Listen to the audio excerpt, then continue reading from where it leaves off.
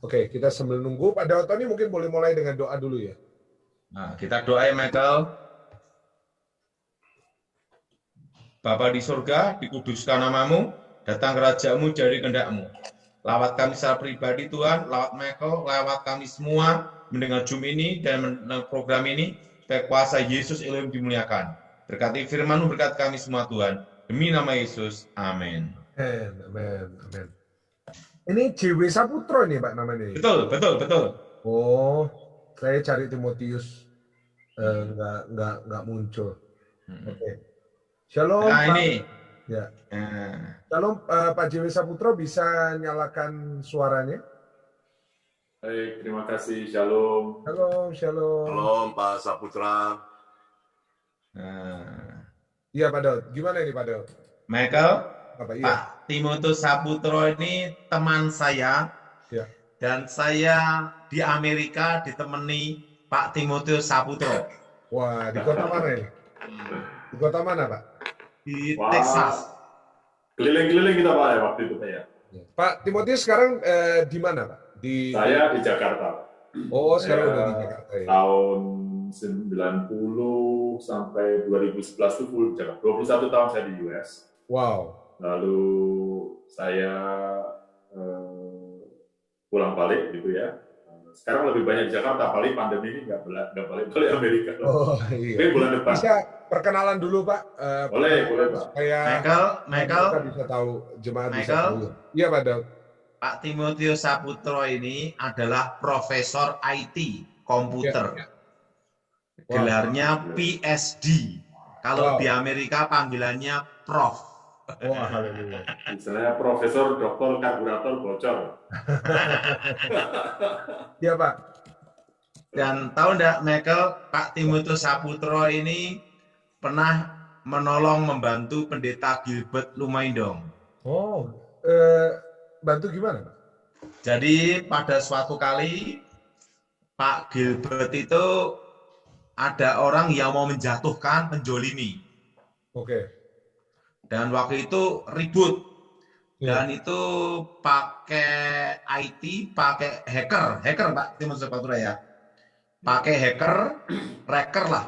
Untuk komputer-komputer pendeta Gilbert itu dibikin kacau. Wow. Nah, dan waktu itu saya menghadap Jenderal Edi Wibowo. Waktu itu Pak Edi Wibowo berkata, oh berarti caranya seperti ini, berarti harus ada kontranya ini. Nah, harus putus jaringan. Gitu. Langsung Pak Edi Wibowo perintahkan saya untuk membantu pendeta Gilbert langsung melaksanakan tugas, Michael. Iya. Atas perintah Pak Edi Wibowo, saya langsung minta tolong Pak Timotius Saputro untuk membantu untuk mengalahkan perentas hacker itu tuh, di gereja Pak Gilbert. Dan Pak Gilbert bisa lolos dan selamat dan nama baiknya tetap terjaga. Wow. Waktu itu sempat Pak Gilbert sampai dipanggil di polisi, Michael. Iya. Nah, Pak Timotius Saputro inilah yang membantu. Coba Pak Timotius Saputro cerita. Ya Pak, cerita lama itu. Tapi tadi Pak Michael minta saya kenalan. Saya Timotius Saputro Pak. Saya coklat, cowok Klaten. Tetangganya Pak Daud itu. Jadi kapan-kapan kita ketemu di Klaten lagi Pak, makan suike. Iya, kodok. Ya. Saya pernah juga ke rumah Pak Daud di Solo ya Pak. Bukan. Rumahnya Pak Daud tuh koleksi batunya banyak itu Pak. Iya. Ya Pak. Masih Pak? Masih, ya ada berapa kintal lah. Ya. Segala macam batu alam. Pak Michael, jadi saya dari Klaten, SMA saya di sana, kemudian saya kuliah, kemudian tahun 90 saya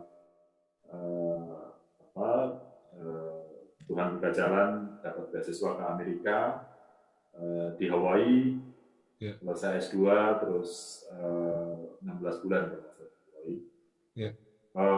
Saya di Hawaii itu belajar S2 saya itu belajar dari namanya Profesor Norman Abramson. Iya. Dia itu yang menemukan internet, Pak, internet, wireless. Oh. Jadi kalau kita sekarang pakai wireless, pakai apa segala macam wireless itu dari sama protokol Aloha, Aloha protokol, CSMACD. Saya murid terakhir beliau sebelum dia pensiun. Oh, Ya, wow. namanya Profesor Norman Abramson. Kalau di buku-buku internet itu, buku networking ada Norman Abramson, penemu Aloha protokol.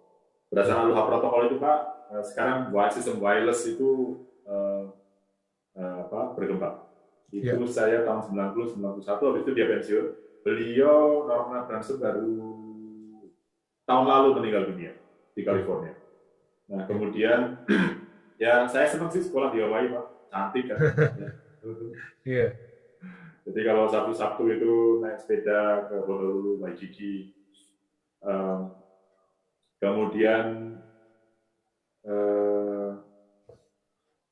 saya meneruskan S3, Pak, di Illinois, dan saya menyelesaikan S2-nya di Illinois, di Urbana, Illinois.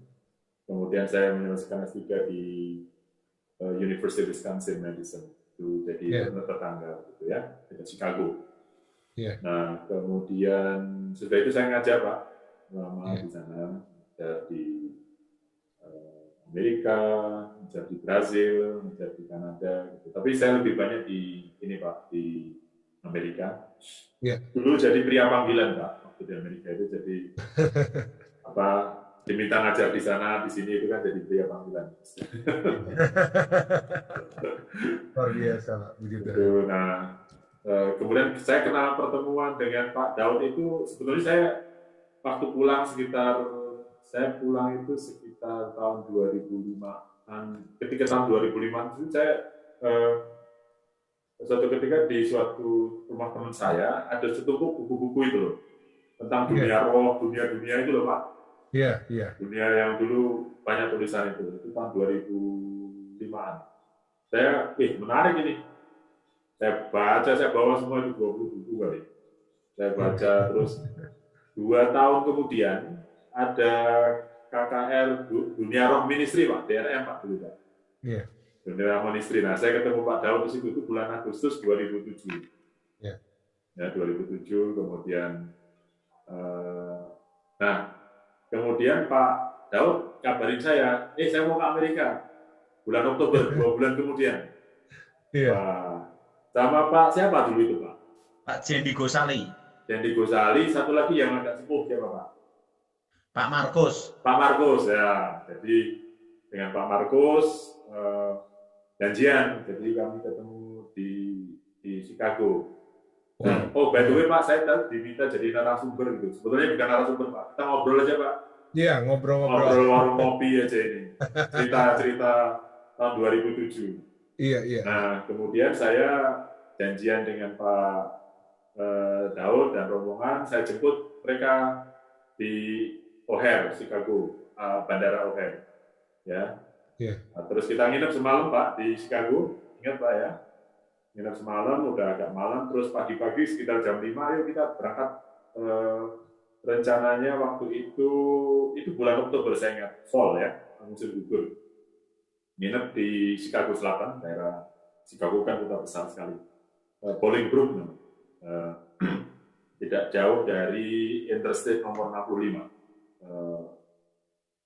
Kalau di sana kan highway dinomorin gitu ya.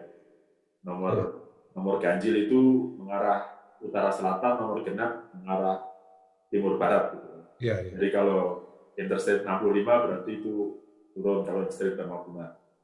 Saya ceritain gitu ke Pak Daud, highway di sini dinomorin gitu. Nomor ganjil membujur utara selatan, nomor genap melintang timur barat. Gitu. Iya. Nah, dari Bolingbrook kami rencananya menuju ke Columbus, Ohio. Yeah. Nah, ada persekutuan mahasiswa Kristen di Columbus, ICF gitu, Indonesian Christian Fellowship. Yeah. Mereka kemudian di sana Pak Daud sharing. Nah, di perjalanan itu kita ngobrol panjang. Nanti saya ceritakan obrolannya. Terus dari Columbus, Pak, saya ngajakin Pak Daud, mau nggak ikut ke Texas? Waktu itu saya ngajar di Texas, Pak, di Houston. Iya. Wih, berapa lama? Yo, kalau drive sekitar 16 jam lah, Pak. Highway terus. Wah, ayo mantap gitu. Langsung berangkat. Berapa? Kejar Satu tornado. hari, satu malam, Pak ya. Nah, kemudian di Texas, di daerah dekat Houston itu juga Pak Daud sempat sharing di situ. Jadi saya senang sekali itu karena Pak Daud kan, saya kan nyetir kiri kan di sana, Pak Daud di sebelah kanan saya. Nah, karena nggak ada kerjaan lain yang ngobrol ya Pak Daud ya. Iya. Ngobrol ngalor ngidul itu udah. Sama dikejar Obrolan tornado itu. toh. Iya. Pak Timotius dikejar Iya. angin tornado. Betul, ada tornado, ada apa namanya? Lagi itu ada warning, ada tornado di daerah sana gitu, kita kejar harus menghindari gitu. Seru itu Pak ya. Itu kalau dihitung jaraknya berapa ya Pak ya? 1000, mungkin sekitar 1000, ya 1000, hampir 2000 km dari. Wow. Tapi di sana enak jalannya ya Pak ya? Jalannya lempeng ya Pak ya. Pak Daud itu ingat. Pak Daud, kita rencana mau ke sana lagi tuh Pak. Nanti habis pandemi Pak. Saya Ada. suka naik drivernya. Iya. Oh nyetir, padahal nyetir. Enggak. Pak Timotius yang setir. Oh, Kalau iya. saya yang nyetir, masuk sawah. Karena nggak ada sawah Pak. Nah gitu Pak Michael, perkenalan saya, Pak Daniel, salam kenal. Nah, Terima kasih, satu Pak. hal yang saya kagum, kan kita sama Pak Daud kan banyak membahas tentang ilmu gaib, Ya, kita bahas kutuk, setan. Nah, ya, kadang-kadang itu bagi orang yang profesor, intelektual, S3, itu kayak, wah apa sih itu gitu, kayak wah itu cuma dongeng aja. Nah, apa yang membuat Pak Timotius Saputro tertarik tentang itu dan mungkin boleh sharing tentang apakah ada hubungannya sains, apakah ada hubungannya dengan dunia roh. Nah, karena di satu sisi Pak Timotius seorang ahli IT yang pakai ini banget. Ini kita bahas tentang roh. Nah, ketemunya di mana? Nah, saya mau tanya ini, kira-kira gimana? sebetulnya saya kan tadi cerita saya ini lahir, bukan lahir, besarnya di Klaten ya. Jadi ketika zaman saya masih kecil itu, kan di sana itu banyak yang berguru tenaga dalam gitu loh. Iya. Jadi tetangga-tetangga saya itu kadang-kadang hari tertentu ada jamasan istilahnya, memandikan pusaka. Nah, memandikan pusaka itu waktu saya masih dulu kadang-kadang saya heran, kok keris bisa berdiri sendiri ya? Berdiri dan jalan-jalan gitu loh Pak. Iya. Ya. Wih, buat saya itu ada apa gitu kan? Iya. Itu saya bertanya-tanya gitu. Karena kan saya mau lihat sendiri. Iya. Ya kan? Lihat sendiri. Kadang-kadang ini keris sama keris kayak bertarung gitu. Iya. Itu kan ada, ya mungkin kalau Pak Dautoni itu makanan sehari-hari zaman dulu. Iya. Kemudian ketika saya SMA, saya punya teman, rumahnya di daerah Deles. Tahu daerah Deles, Pak? Tahu, Tony. Daerah Deles itu lereng Merapi. Banyak dukun di sana. Suatu kali saya tidak sengaja, tapi saya senang ke daerah Deles karena daerah teman cantik, Pak. Daerah Gunung Merapi, cantik sekali. Terus saya titip motor, terus ada satu orang yang bilang, wih, akhirnya saya tutup nitip motor di situ sebelum saya jalan kaki hiking. Saya lihat, wih, pusakanya banyak sekali Pak, kepung gitu. Terus mereka cerita, terus ada banyak. Terus saya cerita apa macam-macam, ada satu udah mulai cerita tentang saya bisa jalan, saya bisa pergi pindah dari sini ke Jakarta dalam waktu singkat, gitu. Misalnya seperti itu ya. Jadi apa itu Pak? Istilah itu aji-aji apa, sapi atau apa gitu Pak? Saipi angin. Saipi angin. Aji-aji saipi angin. Jadi ini saya alami waktu masih saya saksikan. Saya tidak mempraktek ya, karena Tapi saya mengalami teman saya ini, aku barusan balik dari Jakarta. Sekejap itu Pak. Dan orang yang di Jakarta itu Pak, itu bilang, iya barusan dia di sini. Padahal saya ngobrol gitu. Kan agak nggak masuk akal ya Pak ya. Jadi saya seperti ngobrol dengan Pak Michael gini. Kemudian sambil ngobrol pada saat yang sama dia jalan, dia bilang, kamu kemana tadi? Oh, saya tuh kayak jalan di atas rumput cepat sekali sampai Jakarta. Jadi kayak ada dimensi lain yang dimana tidak ada jarak dan waktu, tidak ada jarak. Nah ini kan sesuatu yang terus saya bertanya, terus sampai suatu kali ketemu lagi Pak Dautoni, baca buku-bukunya, oh iya ya. Terus menjawab pertanyaan Pak Michael, apakah sains dan ilmu gaib itu, apakah seorang saintis percaya sama ilmu gaib? Wah, kalau dicerita-cerita di Alkitab itu Pak, kisah-kisah itu banyak mujizat-mujizat yang tidak masuk akal kan? Iya. Air berubah jadi anggur misalnya. Tuhan mengubah air jadi anggur.